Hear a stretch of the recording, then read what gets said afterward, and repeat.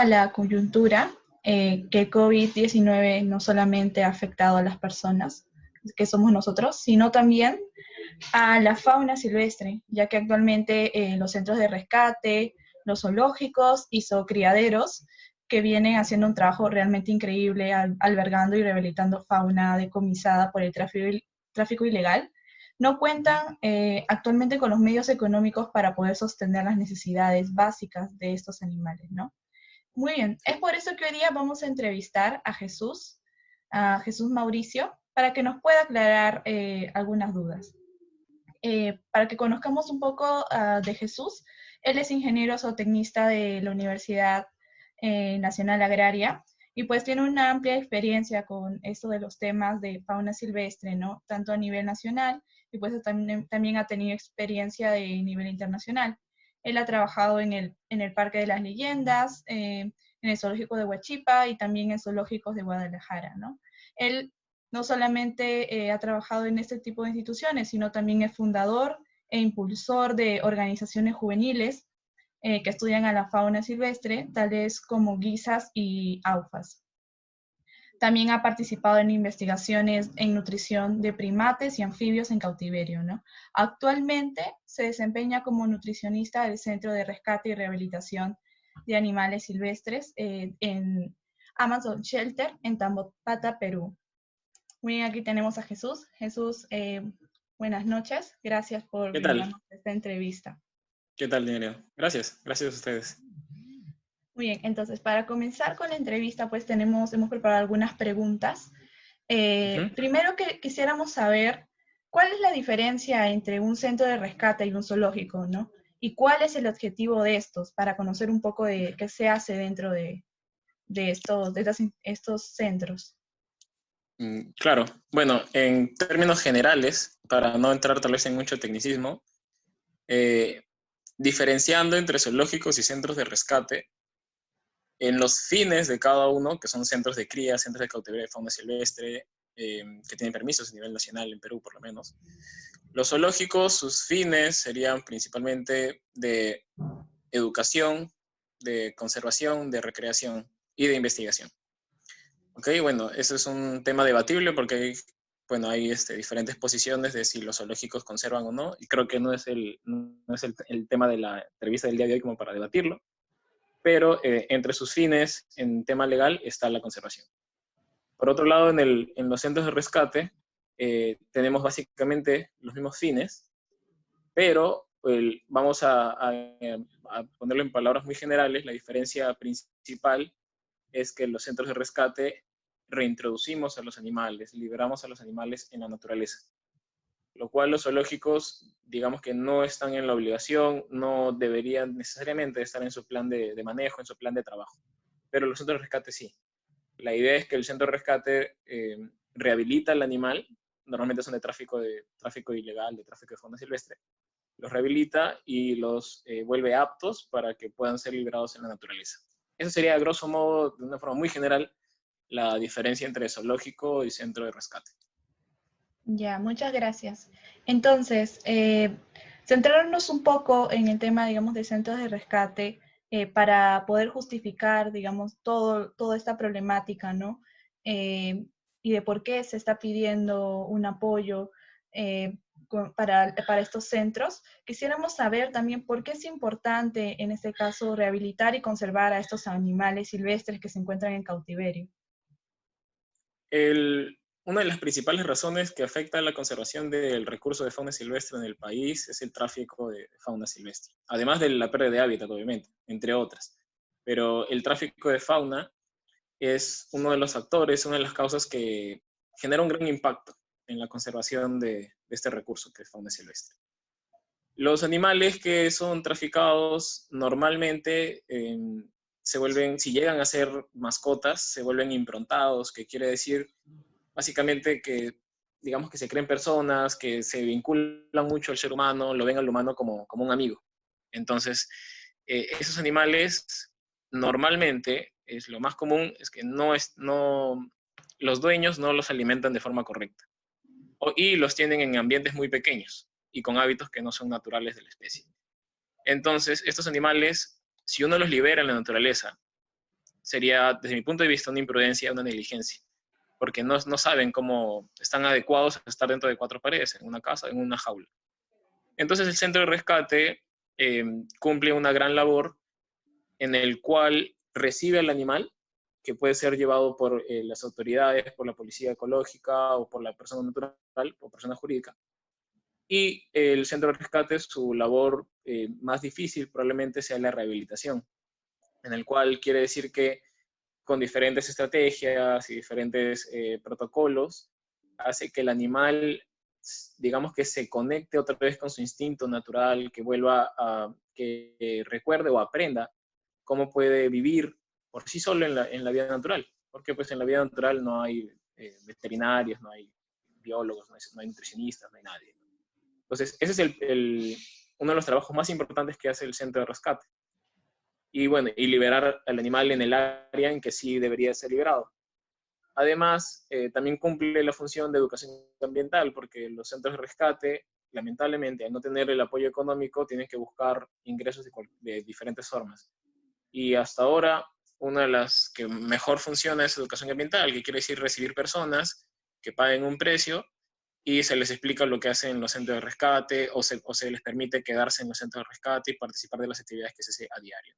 La mayoría de voluntarios o de visitantes son extranjeros. Y entonces este dinero sirve para solventar todos los gastos que incluye la alimentación, medicinas, instalaciones y cualquier necesidad que tiene el centro de rescate. Entiendo. Entonces, los ingresos que se obtienen para estos centros de rescate provienen por lo general de esas fuentes que me mencionas, ¿verdad? Sí, Principalmente. exacto. Listo. Casi por no decirte únicamente, por serte sincero. Mm, Algunos centros de rescate tienen, digamos que apoyos de ONGs u organizaciones, pero otros la verdad es que no tienen. Pues. Claro, entonces es por eso que también ahí es donde se centra la gran problemática que están viviendo ahora, de que, digamos, sus ingresos pues no están siendo lo mismo debido a todo este tema de inmovilización. Exacto.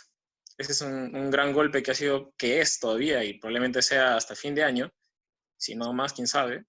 Este es el golpe que han recibido los centros de rescate y zoológicos y otros centros de cría de fauna silvestre en cautiverio. Ok, entonces tengo otra pregunta también con respecto al tema. Eh, ¿Qué sucederá o qué sucedería con los animales si es que no se puede, digamos, en este periodo de tiempo, no se puede ser, no pueden ser sostenidos de forma adecuada? La posición de muchos centros de cría aquí en el país ha sido muy clara hacia CERFOR, hacia las autoridades. Si es que las autoridades no, digamos, no se ponen las pilas, no apoyan económicamente, que es en verdad el principal apoyo que se necesita ahora, van a devolver los animales, van a poner a los animales en las autoridades. Es decir, digamos que van a dejar los animales en las oficinas de las autoridades. ¿No?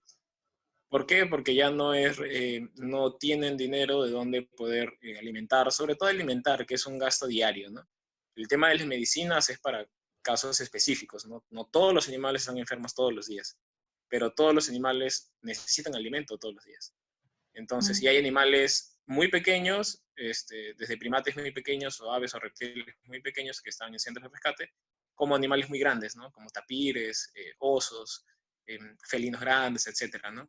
Entonces, ellos, ese tipo de animales, por ejemplo, los grandes, necesitan mucho alimento diario. Y ya para los centros de rescate se les está haciendo muy complicado. Si no mejora la situación, lamentablemente esa sería la posición, devolver los animales y probablemente las autoridades no tienen espacio donde poner una gran cantidad de animales. Entonces, desde mi punto de vista, lo más probable es que tendrían que eutanasiar a los animales, porque no tienen dónde ponerlos, no tienen espacio. Y nos veríamos ante una coyuntura muy problemática. Imagínense, ¿no? Todo el golpe mediático de saber que las autoridades estén eutanasiando a claro, centenares o a miles de animales, ¿no? Sería un desastre, una un crisis total. desastre. Sí, eso es Sí. cierto. Entonces, bueno, eso es de parte de ustedes. Ahora, actualmente, ¿cómo está actuando el CERFOR, ¿no? Ante esta problemática? Lo que he podido observar es que han hecho una campaña nacional para en este caso para donar de parte de las personas no naturales, pero eso es complicado desde un punto de vista ya que también las mismas personas también están siendo golpeadas económicamente. Entonces como que no Exacto. hay tanta coherencia por ese lado, ¿no? ¿Qué opinas tú con respecto a esto? Sí, la verdad es que, bueno, personalmente, ya hablo desde mi punto de vista, me pareció un muy mal inicio este tipo de colecta. Según las autoridades, de lo que hemos estado en conversaciones con ellos ya han hecho los trámites burocráticos respectivos ante el Ministerio de Educación y Finanzas, Ministerio de Economía y Finanzas, perdón, al MEF, para recibir un presupuesto que está orientado digamos, a mantener a los animales silvestres en cautiverio, pero que está demorando y que no saben cuándo va a llegar el dinero. Ahora, me parece, según lo que he estado viendo en estos últimos días, que ya van a repartir algo de dinero, pero por lo menos lo que me han pasado la información, solo a 8 centros de cautiverio, y son 143. Entonces yo me pregunto qué pasa con los otros 135. No sé.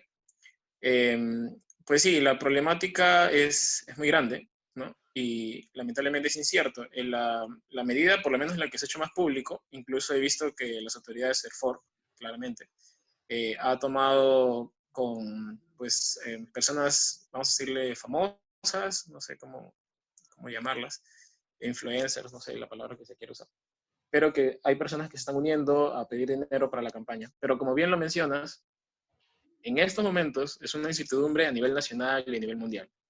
Yo creo que son muy pocas las personas que pueden decir yo quiero donar un monto significativo para los animales silvestres, ¿no? Porque en verdad donar eh, se necesita una cantidad de dinero grande porque son muchos animales y son muchos centros de rescate, muchos centros de cautiverio, perdón. Entonces, esta acción de la colecta me parece buena, digamos, con una buena intención, por lo menos quiero creer, pero creo que debió de haberse tomado con mayor precaución, o sea, ya con mayor rapidez. Las autoridades debieron de haber previsto que iba a pasar esto y haber dicho, vamos a darles este dinero, y una vez que ya daban dinero del presupuesto del gobierno, ya hacer una colecta para, pues, digamos que pedirle a la gente que de buen corazón done dinero. Como yo, bueno, una vez lo puse en redes sociales, personalmente considero que nuestra fauna silvestre no debe de vivir de donaciones, sino de presupuesto del gobierno, porque la fauna silvestre es del Estado, no es de los centros de cautiverio. Claro, justamente Entonces, eso también me iba a llevar a la siguiente pregunta, y era que, pues, si es que hay alguna ley o algún plan, ¿no?, de parte del Estado que ampare a la fauna silvestre en cautiverio o semicautiverio en materia económica.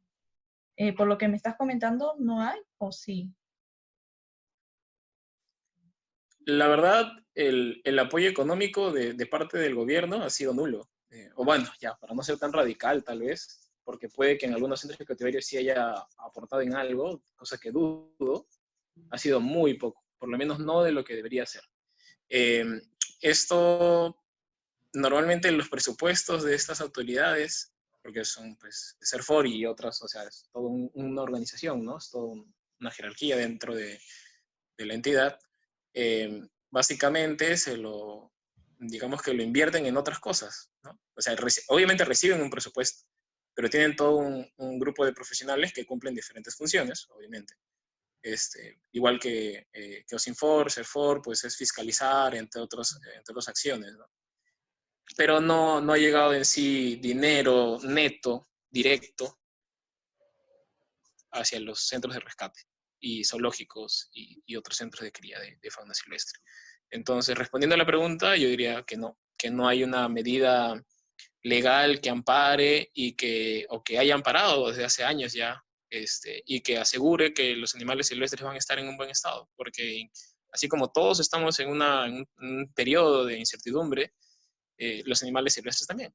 Y ahí estamos hablando de su vida y estamos hablando de una conservación de especies, ¿no? Que va a ser complicado, como te dije hace un momento, si es que se les eutanasia a todos o a la mayoría, va a ser un golpe, no solamente tal vez para las personas que digamos, defiendan la vida de los animales, sino también para la conservación, para el trabajo que se ha estado haciendo por años, por muchos años a nivel nacional.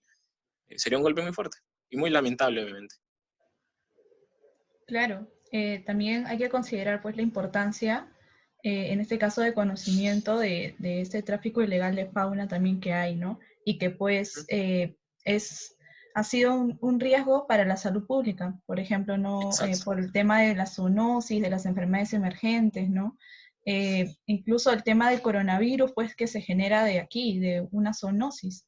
Entonces, yéndonos también a otra pregunta, ¿cómo se está dando estos temas de decomisos o identificación de mercados de venta de fauna silvestre en el Perú? No, porque Eh, ujú, escuchando, perdón que te interrumpa, pero escuchando sí. el otro día a un exministro de, en este caso del ambiente, menciona que, que lo ideal sería que no existan estos centros de rescate, porque de por sí no debería existir un tráfico ilegal de fauna silvestre, obviamente no entrando Claro. a términos de ideales. Sí, Sí, estabas. sí, claro, mira, lo ideal sería que no existieran los centros de rescate, ¿no?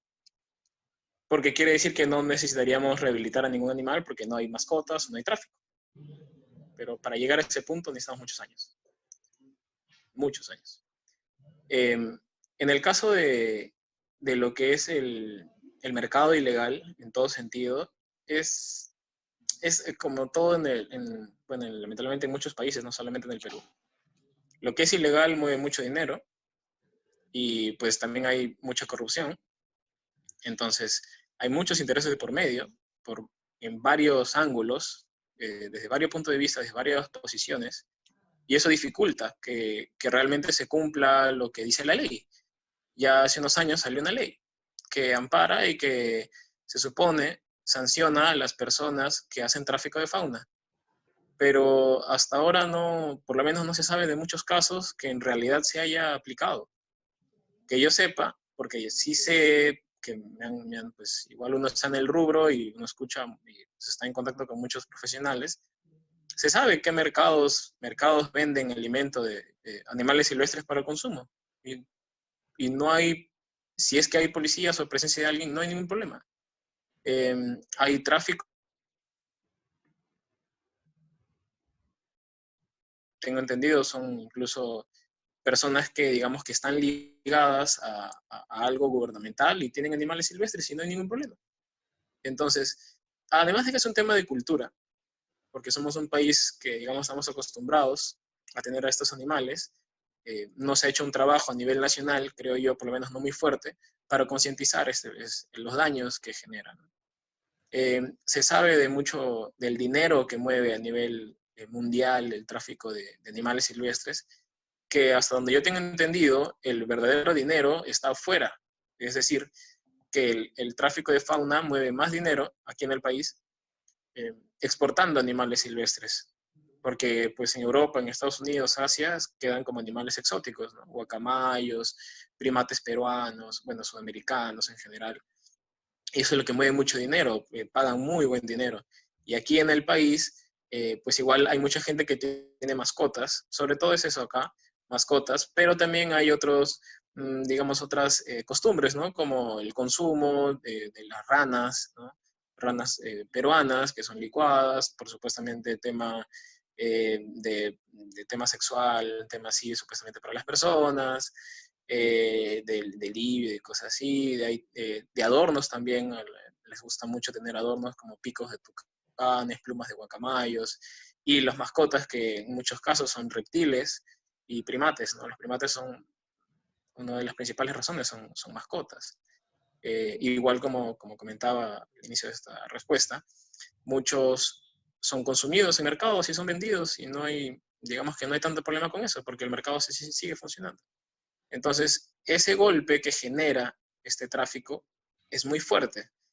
Eh, para extraer animales silvestres de la naturaleza, en el caso, por ejemplo, de primates, toda la gente quiere su mascotita. Si quieres una mascota, igual que funciona en otros animales, en otras especies, quieres a las crías, ¿no? Entonces, sí o sí, para tener a la cría, tienes que haber matado a la mamá. Eh, y luego en el transporte, yo les invito a todos que busquen fotos y busquen videos. En internet hay muchos ejemplos de cómo se trafica a los animales silvestres para que lleguen a las casas, para que lleguen al mercado negro. Y no es que viajen los animales viajen en un espacio correcto. Viajan totalmente hacinados, hay muchos tipos y formas de fracturas y muertes. Se dice que de cada 10 animales que son traficados, son transportados, 9 mueren solamente en el transporte. Entonces, si alguno de los que está viendo esto tiene una mascota, o su vecino, su familiar, su abuela, alguien tiene una mascota, un loro, un guacamayo, un monito, una tortuga, por lo menos 9 están detrás de ese que han muerto en el camino. No se sabe cuántos han tenido que cazar, cuántos han tenido que vender, cuántos se han muerto. No todos son vendidos, obviamente. Entonces, de los que no son vendidos también son sacrificados. Es un negocio, para ellos solamente es un negocio. Es uno de los problemas más grandes que tenemos, además de la pérdida de hábitat, obviamente. Y como bien tú mencionas, lamentablemente los animales silvestres, cuando son consumidos, no tienen un certificado de sanidad. Entonces, por ejemplo, las ranas, cuando son licuadas y son consumidas, las del Titicaca, por ejemplo, pues se los comen, o sea, se las licúan vivas. Entonces tienen todo el contenido intestinal, estomacal, lo que tenga la rana dentro, todas las heces, todo se lo consumen. Y no se sabe, todavía creo que faltan más investigaciones para ver qué problemas puede traer eso. Porque, como bien lo hemos visto en otros casos, no es que las enfermedades salgan de un día para el otro, a veces se demoran años. No porque ya estuvieron años como una costumbre, quiere decir que nunca va a pasar nada, porque siempre fue así. A veces, por diferentes razones, cambia algo y genera un gran problema. Ahora estamos, aunque en el caso del coronavirus, por lo menos la información que yo manejo, no está confirmada que sea por el tema por ejemplo, de los murciélagos y todo lo que se conversa, o se dice, pero pues va ahí como una hipótesis, ¿no? Y si no es igual, tarde o temprano, es muy probable que salga otra y que sí sea de un tema de fauna silvestre, porque esos animales que son consumidos no tienen ningún control sanitario. Pueden tener ectoparásitos, endoparásitos, virus, bacterias, de todo, que para los animales pueden ser asintomáticos, pueden no tener ningún problema, pero para nosotros como otra especie, sí nos puede generar un problema. Incluso no solamente con el tema del consumo, sino también con el tema de mascotas. Tener de mascota a otro primate, bueno, nosotros somos primates como Homo sapiens, tener otro primate puede generar un gran problema y no ni cuenta hasta ahora sabemos, hasta que estalle tal vez, y sería un gran problema, es algo que debe de regularse. Espero que el Estado, que igual, bueno, ojalá, porque pues ya sabemos cómo funciona esto, pero tome mayor importancia los médicos veterinarios, que cumplen una gran labor en ese sentido, ¿no? Lo que es digamos, el One Health, como se dice, que es la medicina, la salud, no solo la salud entre todo ambiente, entre todo aspecto, que no solamente quiere decir humano, quiere decir también los animales, el ambiente, todo el contexto. Entonces, eso es a lo que debería de apuntar el Ministerio de Salud, el tema de todo el gobierno debería apuntar a eso para evitar cualquier problema, porque si surge aquí, yo creo que sería muy difícil de frenarlo, porque no, como ya lo estamos viendo con esta pandemia, tarde o temprano el país igual iba a colapsar en el sentido del sistema, ¿no? Porque pues obviamente no estamos preparados para eso. Y si pronto sale otro tipo de enfermedad así, sería catastrófico y la cantidad de pérdidas humanas sería muy lamentable. Entonces, el tema de fauna silvestre no quiere decir solamente conservemos a la naturaleza, porque hay que lindo los monitos que estén libres en la naturaleza y los guacamayos que vuelen ahí en el cielo y arriba del río.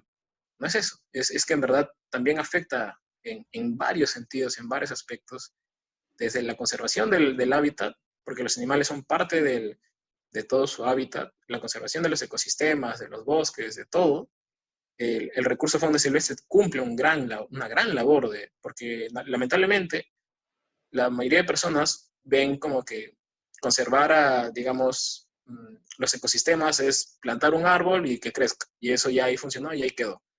Y pues no es así, todo funciona en una suerte de una red en la cual todos pues cumplen no es que necesariamente un rol, pero bueno, ya vamos a decir que sí, que cumplen un rol, ¿no? Cumplen una función, tienen un papel que es útil para otro ser vivo y que igual puede ser útil para nosotros siendo antropocentristas, ¿no?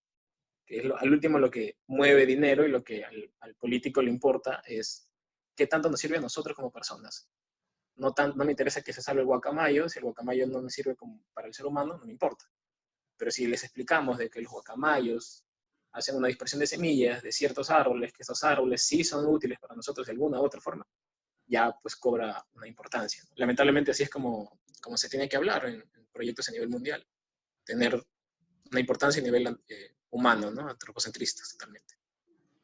Claro, y justamente también a veces las personas no entienden el aspecto de por qué llega a ser tan difícil liberar a un animal, ¿no? Por ejemplo, he escuchado varios comentarios que mencionan que por qué no se libera a los animales de los zoológicos, o por qué no se libera a los animales que están en el centro de rescate, ¿no?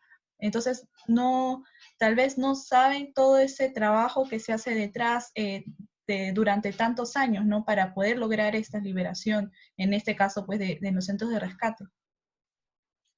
Sí, bueno, esa es una posición personal, ¿no? Porque obviamente eso es muy debatible, pero de la experiencia que he tenido y de lo que, pues, digamos, estoy al tanto de toda la información que uno va recibiendo de diferentes lados, y de la experiencia sobre todo, el rehabilitar un animal toma tiempo, no es fácil, no, a veces en la ignorancia, obviamente, y se entiende, creo que la gente cree que nosotros liberamos monos en el sentido en que llega un monito y al día siguiente lo liberamos y ya está.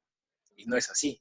De hecho, incluso muchos animales en diferentes centros de rescate que no van a ser liberados nunca porque no están listos, porque tuvieron un daño tan grande siendo mascotas, no solo un daño físico, desde fracturas o que tuvieron que amputarle alguna extremidad, digamos, un guacamayo con una ala fracturada nunca va a poder ser liberado porque pues, no puede vivir así en la naturaleza. Eh, y también daños psicológicos. Hay muchos animales que por haber sido mascota terminan con unos daños psicológicos muy fuertes. Entonces, en mi posición, a todas las personas que dicen, ¿por qué no liberan a los animales de los zoológicos? ¿Por qué no liberan a los animales de los centros de rescate? Hablan desde una ignorancia, que le entiendo, porque pues ignoran tal vez el tema, ¿no?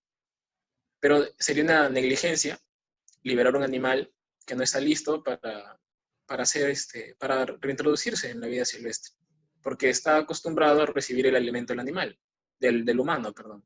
Entonces, un mono, por ejemplo, que ha estado toda su vida en un zoológico, digamos ya 6 años en un zoológico, desde que nació en el zoológico y fue criado en el zoológico, y no entiende lo que es trepar un árbol para buscar un alimento, mientras te tienes que cuidar de las águilas, de las aves rapaces, te tienes que cuidar de los reptiles, tal vez una serpiente, o de un carnívoro que está pasando por ahí, un felino, sea un felino menor, un felino grande, entender cómo comportarte con otros de tu especie y con otros de otras especies, entender lo que son lo que es el guarecerse ante las lluvias, el frío, el calor, todo ese que es mucho más complejo de lo que estoy diciendo. El animal no lo sabe porque ha vivido toda su vida en cautiverio. Y si lo liberas, no vas a ver cómo. Lo más probable es que vaya a ser pues alimento de otro animal, ¿no? O que se muera y caiga en algún tipo de accidente. Y yo he escuchado personas que me han dicho como, pero ¿y si tienen su instinto? ¿No? Y si todavía tienen su instinto y pueden ser liberados y con su instinto animal silvestre aprenden y todo, pues sí, pues, pero ya estamos hablando de una suerte, un azar totalmente poniendo la vida del animal en riesgo, ¿no? Entonces, estas personas, porque han sido personas que, digamos, defienden la vida del animal, técnicamente, desde mi punto de vista, ahí no lo están defendiendo porque lo estás poniendo en un azar tremendo, es brutal, es muy peligroso. La vida libre, la vida silvestre, no hay quien te proteja. Te proteges tú y tu grupo si es que eres un animal que vive en grupo. Pero si no, pues eres comida. Entonces, esa no es la intención de un centro de rescate, ¿no? Nuestra intención no es liberar animales que sean comida para los que están libres, sean animales que puedan reproducirse, que puedan cumplir un rol en una jerarquía social si es que viven en grupos, para que puedan, digamos, ir cumpliendo los roles que pues ya estamos conversando hace un momento, de dispersor de semillas, de control de depredadores, de control, perdón, de plagas o control en general de poblaciones, entre otras funciones, para no entrar mucho en detalle. Pero todos los animales llegan a cumplir una función, son útiles, entre comillas, en un sentido, ¿no? Entonces, desde mi punto de vista sería una negligencia total, y he visto que se está haciendo en algunos países, la intención de abrir zoológicos y liberar a los animales, si no hay un trabajo de rehabilitación previo, no solamente es la rehabilitación, es saber en dónde liberarlo, cómo liberarlo, cuándo liberarlo, en qué momento, me refiero a no solamente temas de clima, sino si ya está con un grupo, si no, qué edad tiene, su aspecto de salud. Entonces, la rehabilitación y la liberación de los animales silvestres no es tan sencilla como agarras, llega un animal, ya está sano, listo, chao. Toma tiempo, es un trabajo, por eso los centros de rescate están pidiendo dinero, si no, no pedirían. Si es tan fácil de liberar animales, pues entonces, ¿por qué tienen tantos? ¿No? Entonces, es todo un trabajo que va más allá y que ojalá, y esto también es hasta cierto punto responsabilidad de los mismos centros, por no hacer tal vez tan público su trabajo. Entonces la gente ignora y desde su ignorancia hablan, pero creo que también sería llamo también a la reflexión a los centros de rescate, zoológicos y otros centros de cría de fauna silvestre, para que hagan público su trabajo y la gente entienda el esfuerzo que hacen por conservar este recurso de fauna silvestre. Muy bien, entonces ya habiendo entendido por qué es importante, pues, ¿no? El trabajo de los centros de rescate, de los zoológicos, con todo este tema de fauna silvestre, para finalizar ya la entrevista, quisiera saber, ¿no? ¿A qué nos invita Jesús? Que si se ha pensado en algún camino para solucionar esto, sabiendo que no habrá turismo en los próximos meses, ¿qué es lo que se plantea? Ya, lo que se está planteando, lo que se está pidiendo es un apoyo económico del gobierno que no, o sea, el apoyo económico el cual hablé hace un momento, no es que sea uno, que tendría que ser por lo menos mensual, porque los animales pues necesitan dinero todos los días, todos los meses. Probablemente las fronteras internacionales no se vayan a abrir en todo el año, no me sorprendería. Y lamentablemente a nivel nacional, los peruanos no, digamos que no tenemos la cultura, ¿no? de donar desinteresadamente a la conservación de los animales silvestres en cautiverio. Lo hacen los extranjeros. La verdad es que muchos centros de rescate, digamos que viven más de los extranjeros que de los mismos peruanos.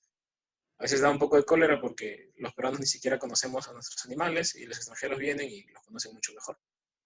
Eh, pues y yo creo que esa debería ser la posición de los centros de cría, es eso, es exigirle al gobierno que se haga cargo de sus propios animales, porque los animales silvestres son del gobierno, no son de los centros de cría.